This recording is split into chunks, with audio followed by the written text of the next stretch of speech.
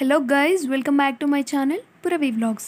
ఈరోజు మన ఛానల్లో వ్లాగ్ వచ్చేసి కంబదూరులో మల్లేశ్వర స్వామి టెంపుల్ గురించి ఒక షార్ట్ అండ్ స్వీట్ వీడియో మీకోసం. ఇది వచ్చేసి టెంపుల్ మెయిన్ ఎంట్రన్స్ అన్నమాట.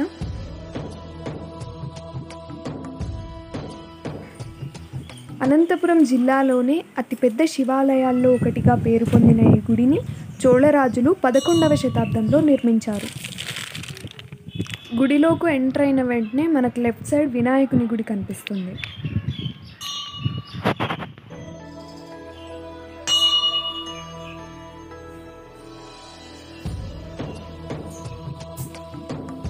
ఇది వినాయకుని గుడి. ఇలా వినాయకుని గుడి పక్కనే వీరభద్రస్వామి గుడి కూడా ఉంటుంది.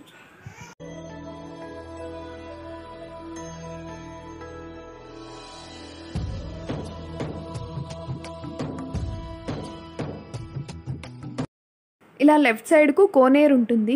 ఈ కోనేరులో గంగ పూజన చేసిన తర్వాతే మహాశివరాత్రి ఉత్సవాలు ప్రారంభమవుతాయి.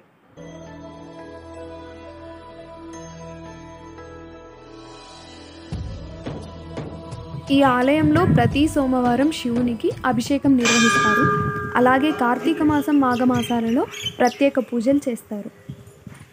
మనం విశేషించి ఈ ఆలయం పైకప్పు గురించి చెప్పుకోవాలి.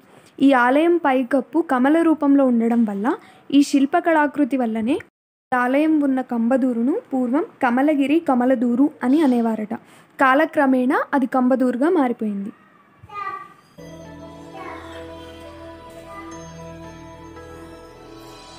మేము వెళ్ళేసరికి ఆలస్యం అయిపోయి గుడిని మూసేశారు. కానీ మాకు దర్శనం అయితే లభించింది మా అదృష్టవశాత్తు. శివలింగ రూపాలు చాలా ఉంటాయి, కానీ వాటిలో ప్రధానమైనవి స్వయంభు, దైవికం, ఆరుషం, మానుషం, అసురం. ఇప్పుడు మనకు మల్లేశ్వర స్వామి టెంపుల్లో ఉన్న శివలింగ రూపం మానుష రూపం. మానుష రూపలింగం అంటే మహారాజులు చక్రవర్తులచే ప్రతిష్ఠించబడి పూజలు చేయడం ప్రారంభించిన లింగాకృతిని మానుష రూపలింగంగా పరిగణిస్తారు.